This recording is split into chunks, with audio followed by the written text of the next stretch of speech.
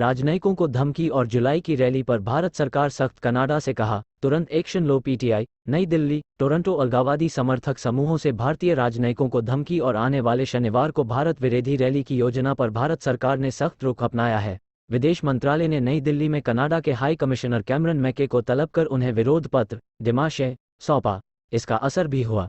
Canada की विदेश मंत्री मेलेनी जोली ने मंगलवार को कहा कि भारत के राजनयिकों की सुरक्षा को बहुत गंभीरता से लिया जा रहा है। हमें पता है कि भारत के खिलाफ कुछ ऑनलाइन हरकतें चल रही हैं और ये 8 जुलाई के इवेंट से जुड़ी हैं। कुछ लोगों की हरकतों को पूरे सिख समुदाय या कनाडा की विचारधारा नहीं समझा जाना चाहिए।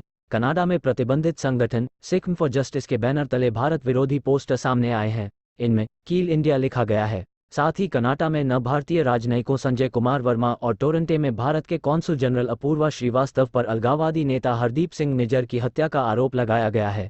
शनिवार यानी 8 जुलाई को ओटावा में भारतीय हाई कमीशन और टोरंटो व वैंकूवर के इंडियन कॉन्सुलेट के सामने भारत विरोधी प्रदर्शनों की योजना है। कनाडा सरकार ने भारत विरोधी पोस्टरों को पूरी तरह अस्वीकार्य बताया है।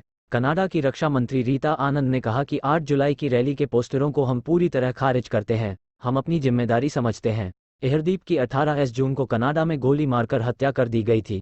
ट्रूडो सरकार ने दिया सुरक्षा का भरोसा। विदेश मंत्री ने कहा भारतीय राजनयिकों की सुरक्षा पर गंभीर है। अलगाववादियों के भारत विरोधी पोस्टरों को खारिज किया। कहा भारतीय दूतावास और कॉन्सुलेट के सामने प्रदर्शन मंजूर नहीं।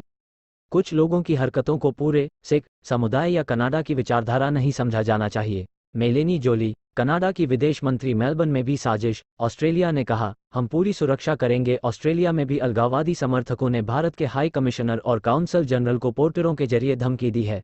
इस पर ऑस्ट्रेलियाई विदेश मंत्रालय ने बयान जारी कर सुरक्षा का भरोसा दिया है। अलगाववादी पोस्टरों में भारतीय कॉन्सुलेट तक मार्च की तैयारी है। अलगाववादी पोस्टरों में भारत के ऑस्ट्रेलिया में राजदूत मनप्रीत वोहरा और काउंसल जनरल फोटो लगी है। साथ ही एक करती है।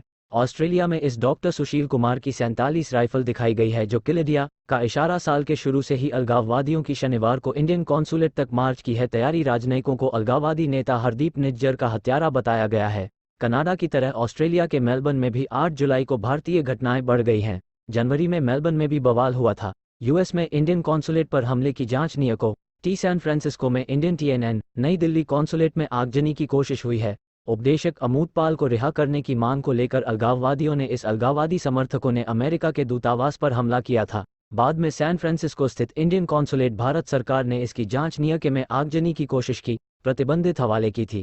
इस बात के पूरे आसार संगठन सिक्स फॉर जस्टिस SFJ हैं कि उस हमले में जो शामिल थे वे ही ने 30 जून को कहा था कि वे जुलाई से भारतीय दूतावास फ्रांसिस्को में फिलहाल अमेरिका में इसके हवाले सैन आगजनी की जांच को घेरेंगे।